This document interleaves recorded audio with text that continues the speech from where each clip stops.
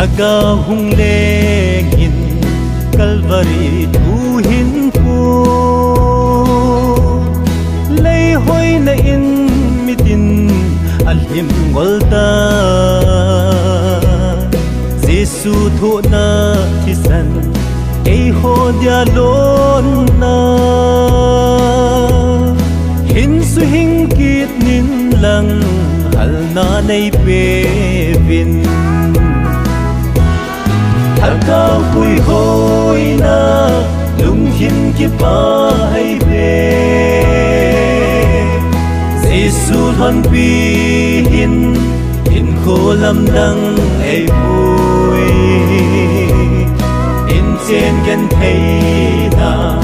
nam mo na leng vai na ka in pi no ma ki pa nan le dan de so tang bang hin ko zalen na tui bang ngai sit na ti sa hin tui cross sa long chu nam na le dang no na lung mon ki pa na chu opa kai thing chung nung thật đâm a lâu pi Thaga hui hoi na lung hin ki pa ai ve Jesu thon pi hin in kho lam dang ei vui in chen gen thei na nam mo na leng vai na ka in pi no ma ki pa nan le dan de ma nei pui dan hi ke din a sang vale zon sia ke zil thi ding nei hu hing dai yen thei din nei hal bo bit thi na the hul si ai do mel ma ke din hat nan na sen si e Thaga hui hoi na lung hin ki pa ai ve Jesu thon pi hin in kho lam dang ei vui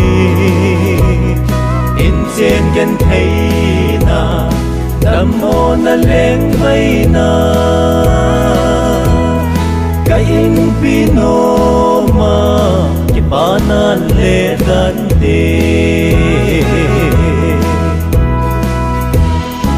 idang ka ngai bo ka ne ho ting nei pen takai na hin na thu chi pi ka no ka hai na hu na nga biu gal gam no chun man nei da hello zenin king lal na cha ka hi Thaga hui hoi na lung hin ki pa ai ve Jesu thon pi